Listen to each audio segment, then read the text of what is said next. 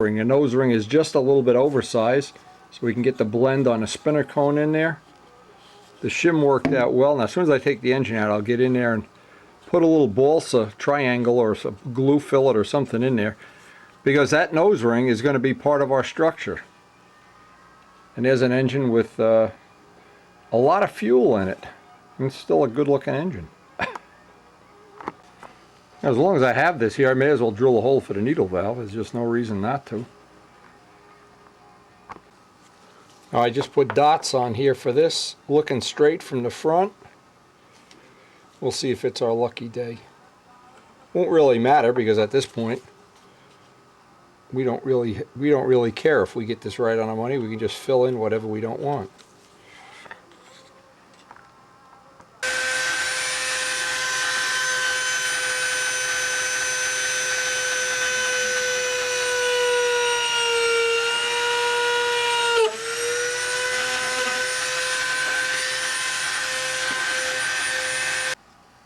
One of the nice little touches I thought was going to be a nice touch anyway, I put an eyelet around the needle valve so that hole wouldn't start deteriorating in time.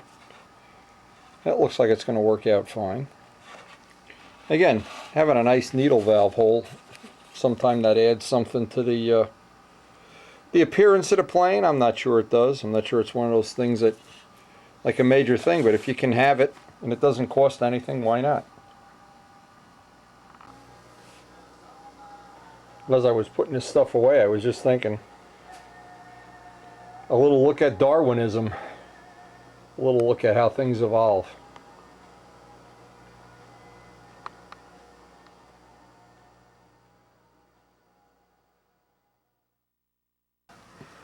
Now I just want to put a little bit of extra glue around this. This is that little bushing that's going around a needle valve hole. A lot of the little details, and sometimes it's the details that make the difference in something that really, I don't know, really excites you, or it's just mediocre. Now what I wanted to do is fit in some little blocks up in the front. Now you can see, needless to say, this is going to require a little bit of material in here, so I may as well just go get a piece of, I guess 1/4 inch would work, and cut little triangles or little fitter pieces for that. I'm just going to trim that off, glue that in place. That'll help hold the nose ring in place, and when we've got the final outside shaping, I can get in there and remove some of that material, keep a constant wall thickness, but it definitely will be a good reinforcement for the nose ring. Those blocks worked out to be a good reinforcement, but even early on like this, before we even do any trimming or fitting, there's one more thing I wanted to do. If I can find my sanding block. It's amazing where things disappear. There it is. Who says he drinks on the job? Because I wanted to get this, start establishing a flat plane for the cowl here as soon as possible. And every time I sand it like this, what I do, I take some thin CA, so that what's going to happen here is I'm going to harden up the edge here.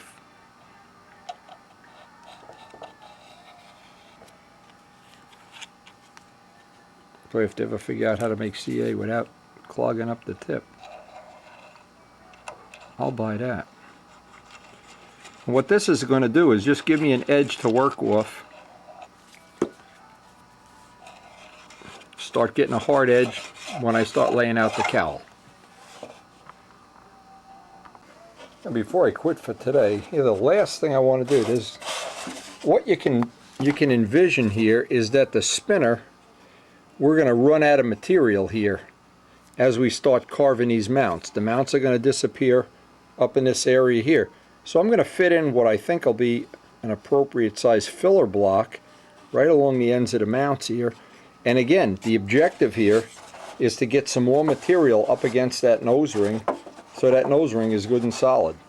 These are just scrap little pieces, and once I fit them in, that's going to be it for this session. But we've got quite a lot of little things done. Glad I got the needle valve hole in there too. And every day, as you can imagine, every day, every session, sometimes I work 2 or 3 sessions a day, it just gets to be more and more fun working on this every day because it starts to take on a life of its own.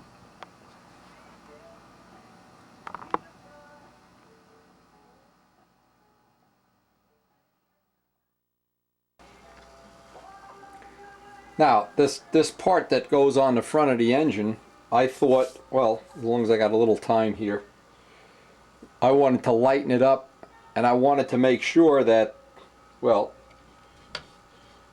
that I don't go too far, at least for right now. Now, since this is the second one I've made, I know roughly how much I can take off of this.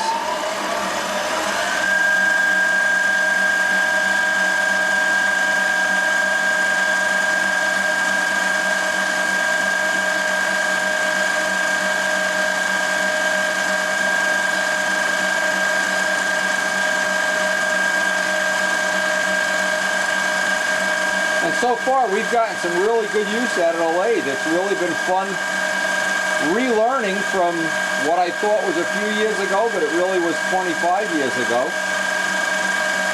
when I worked with my late partner Joe Kay.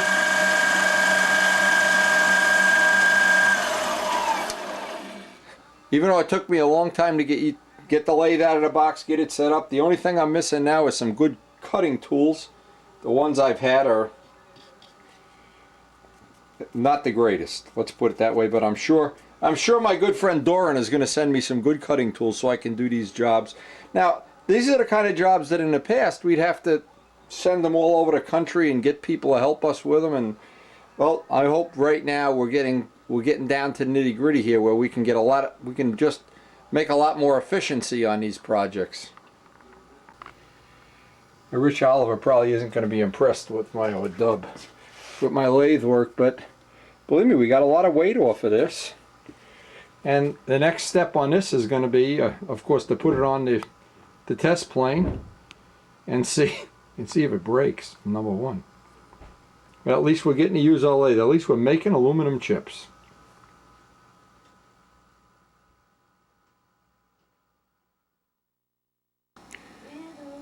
Now, the other day I was working on a lathe for quite a while and realized most of the tools I had, if not all of them, were pretty dull. And so I asked Bob Zambelli to give me a heads up on some tool sharpening, because again, it was 25 years since I had used a lathe or did anything really, any kind of machine shop work, since Joe Kay passed away.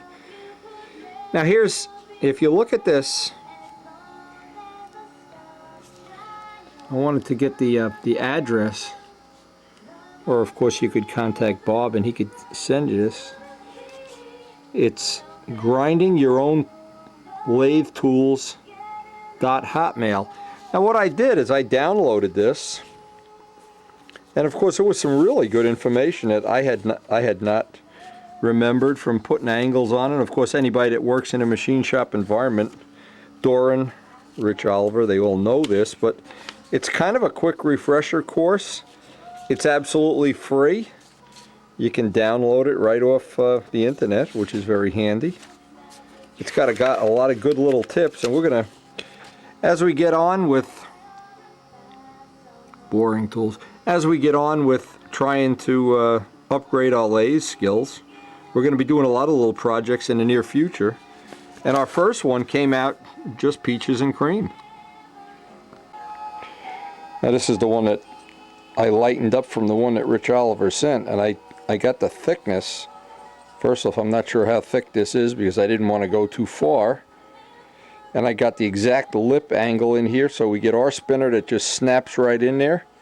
And it's one piece, and it's absolutely a fraction of the weight of the stock part. So this is something that, well, Rich has another way of doing the back pieces with holes, but of course they have much better skills and much better equipment than I have. But in the meantime, this will definitely be the next thing we got to do is get this out on a plane and test it. Of course, all of this stuff is mumbo jumbo until you get a couple of test flights on it.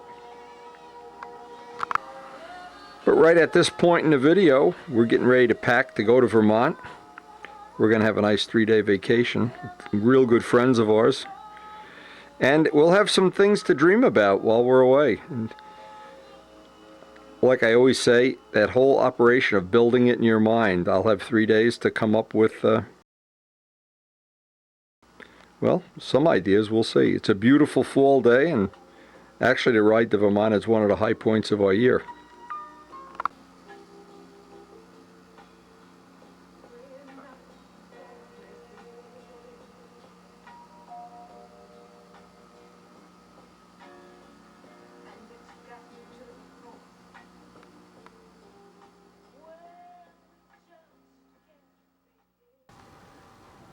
Now I got a little time before we leave for Vermont here, and I wanted to, I was hoping I could set aside, see, I don't have any good blocks left.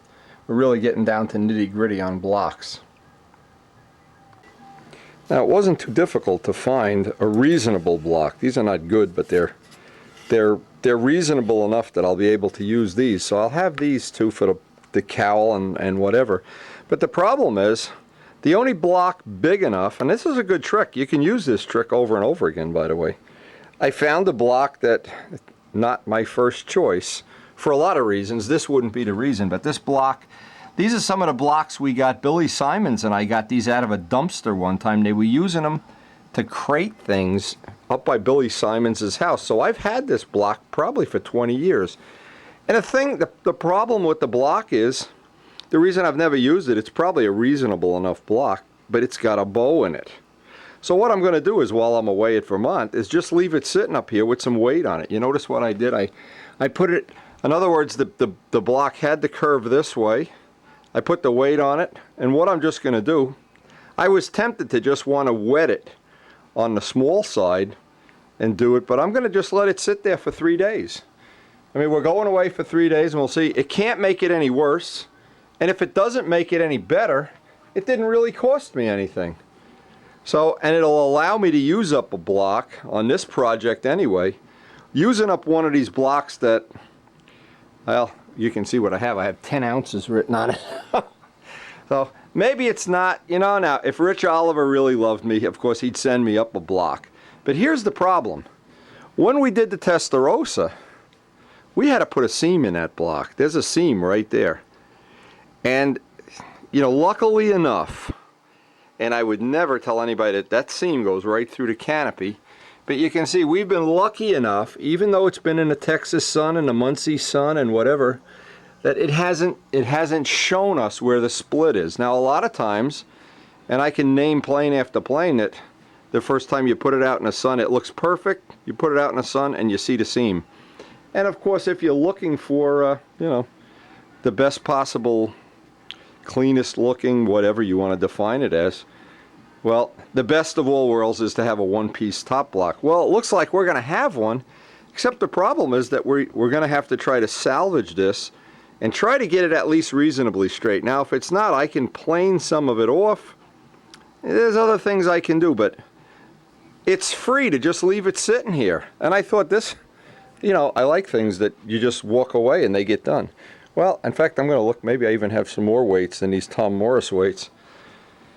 And I didn't want to overdo it, but this is one way sometimes you can use up. Now, in the worst of all worlds, you can take the side, in other words, the block is like a banana. You can take the side that's the shortest and wet it and do this. Now, I didn't want to do that.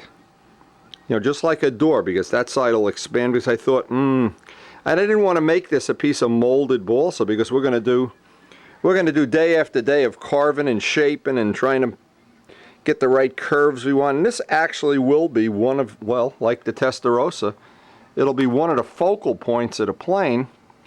So I don't want to compromise it. But again, here's what I thought would work. I'll leave it here 3 days. When I actually get back from Vermont, we'll see if it's any better. If it isn't, well, it won't hurt anything, even if it isn't. And every year when we go to Vermont, it seems like, and we usually go every year, every other year or so, there's always an adventure in Vermont. And I'll take, when we get back, I'll take out some little excerpts and include them in here. But if anybody would like, and Karen and I do it for our own personal use, we record all our vacations because we like looking back at them. And to be honest, there's not much on TV that really, really entertains me. And I love looking back at, say, our '92 vacation or other vacations when we went to Nova Scotia or whatever. It's a lot of fun years later. Seeing how I've aged, and I've not aged well at all. Anyway, I'm hoping this is going to really work. We'll see. And again, the nice part is I've got little or nothing to lose. So we'll see when we get back from Vermont, and we'll see if we've had any any luck at all.